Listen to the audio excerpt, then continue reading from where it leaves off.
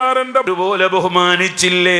സാഹചര്യം വളരെ മലീമസമായിട്ടും ഏറ്റവും സുന്ദരമായ ജീവിതം നയിച്ചില്ലേ?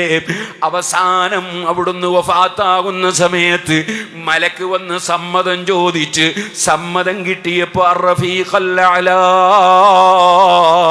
സമ്മതം കിട്ടുന്നത് വരെ മലക്കുൽ മൗത്ത് കാത്തിരുന്നില്ലേ? സാധാരണ മനുഷ്യർ മരിക്കുമ്പോ ഇങ്ങനെ സമ്മതം ചോദിച്ചിട്ടാണോ റൂഹ് പിടിക്കാറുള്ളത്? സുഹൃത്തുക്കളെ, അത് പറഞ്ഞാൽ നീണ്ടുപോകും.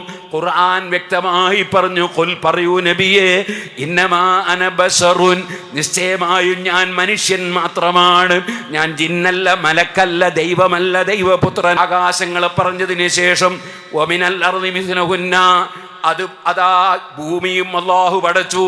മിസ്ലഹുന്ന, ആകാശം പോലത്തെ ഭൂമി എന്നാണോ അതിൻ്റെ അർത്ഥം? ആകാശം പോലെ ഭൂമി ഉണ്ടാവുമോ മൗലവിമാരെ? അപ്പൊ അതിന്റെ അർത്ഥം എന്താണ്? ആകാശം 7 ഭൂമിയും 7. അതിനാ മിസിലഹുന്ന എന്ന് പറഞ്ഞത്. മിസിൽ കണ്ടപ്പോൾ അതുപോലെ എന്നർത്ഥം വെച്ചു. എന്തൊരബദ്ധമാണ്! അള്ളാന്റെ റസൂല് വ്യക്തമായി പഠിപ്പിച്ച തഫ്സീറല്ലേ, ഇന്നീ ലസ്തു മിസിലക്കും, ഞാൻ നിശ്ചയം നിങ്ങളെ പോലെയല്ല. അത് സ്വീകരിക്കാൻ അവർ തയ്യാറായില്ല. ഇനി നിങ്ങൾക്ക് കേൾക്കണോ? നബി സല്ലല്ലാഹു അലൈഹി വസല്ലം തങ്ങളെ സംബന്ധിച്ച് പുതിയ പുസ്തകത്തില് മൗലവിമാർ പഠിപ്പിക്കുന്നത് എങ്ങനെയാണെന്നറിയോ? അത് വലിയ രസമുണ്ട്. അതെന്താണെന്നറിയോ?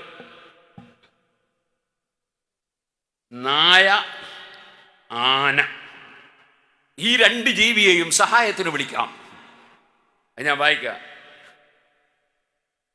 ആനയെ കൊണ്ട് മരം വലിപ്പിക്കുന്നു, പോലീസ് നായയെ കളവ് തെളിയിക്കാൻ ഉപയോഗപ്പെടുത്തുന്നു, പരിശീലിപ്പിക്കപ്പെട്ട നായയെ വേട്ടയാടാൻ ഉപയോഗപ്പെടുത്തുന്നു.